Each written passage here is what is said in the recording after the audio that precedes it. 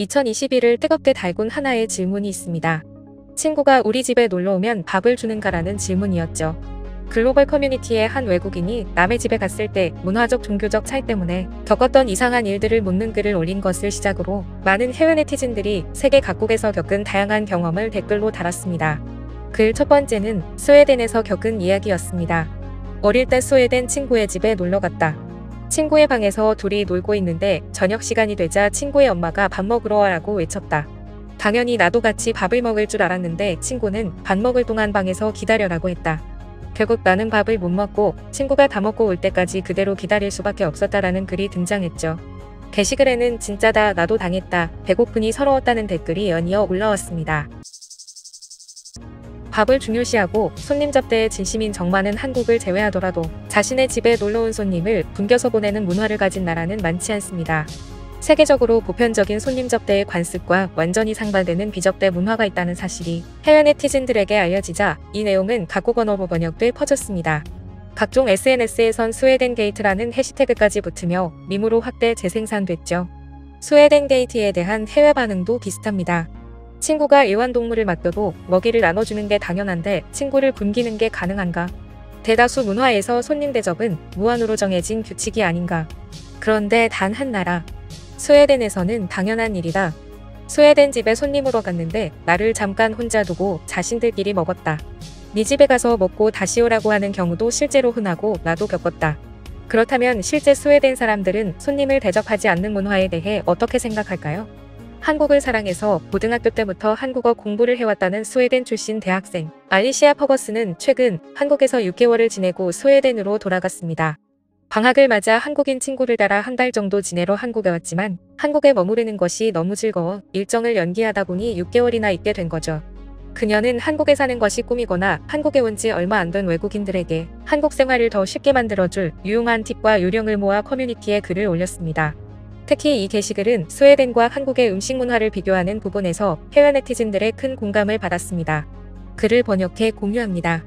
저는 고등학교 때 K-팝에 빠진 후 한국에 여행 가는 것이 꿈이 되었습니다.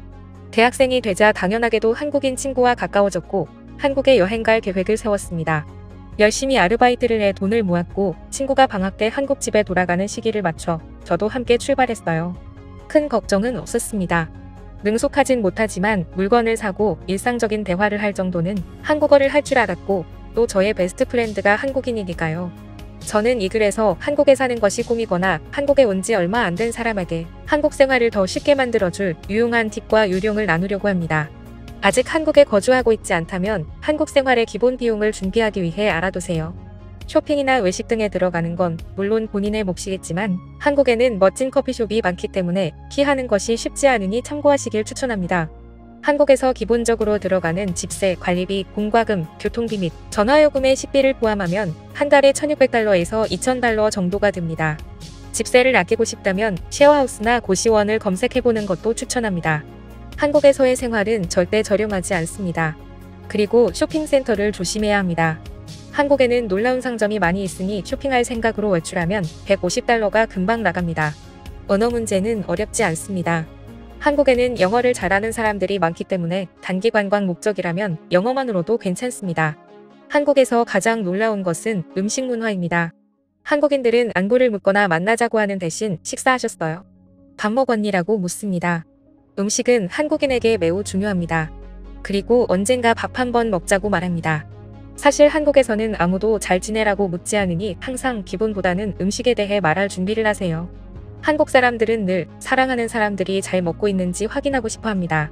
처음에는 스웨덴에서 태어나고 자란 나에게 한국의 식사를 챙기는 문화는 상당히 당황스러웠습니다.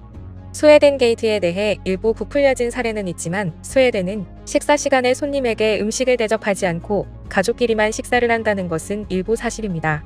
스웨덴에서는 갑자기 찾아온 손님에게는 식사를 대접하지 않습니다. 저도 친구 가족들이 밥을 먹는 동안 혼자 친구 방에 앉아있던 경험이 있습니다.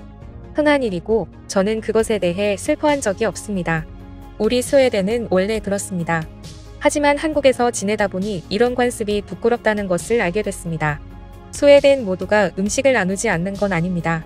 스웨덴이 옛날에는 아주 가난한 나라였기 때문에 가난한 시절 절약하던 사고방식이 아직 일부 남아있는 것이라 생각합니다. 제가 어렸을 때는 친구 집에 놀러 가면 친구 부모님과 우리 부모님이 용돈을 주고 받기도 했죠. 하루 종일 그 집에서 놀 때는 식비를 포함해 $30 정도의 돈을 주었고, 방학이면 친구 집에서 슬리브오버를 할 때가 있었는데 그때는 다음날 아침 식비까지 $50 정도를 주었다고 기억합니다. 돈을 주어야 친구의 부모님도 부담 없이 같이 놀고 밥을 줄 수 있으니 당연한 일이라고 생각했습니다. 저뿐만이 아니라 친구들도 거의 그랬던 것으로 기억합니다. 그리고 저는 친구 집에 갈 때 제가 먹을 도시락도 가져갔던 적이 있습니다. 모든 스웨덴인들이 이렇다고 단언하긴 어렵지만 경제적 갈등을 방지하기 위한 문화입니다. 그런데 한국인 친구 집에 가서는 깜짝 놀랐습니다. 친구의 부모님은 저희가 있는 방에 1시간 간격으로 노크를 하고 과일 접시와 차, 빵과 과자 등 간식을 쉴 틈 없이 내어주었습니다.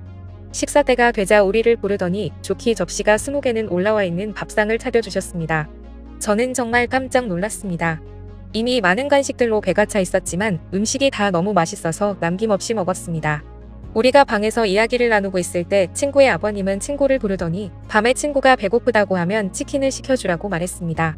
이미 우린 배가 터질 것처럼 불렀는데 말이죠.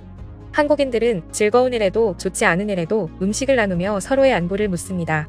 스웨덴은 이제 우리의 문화가 좋지 않은 문화라는 것을 인정해야 합니다. 한국은 맛있는 음식이 넘쳐나는 데다 외식이 상당히 저렴합니다.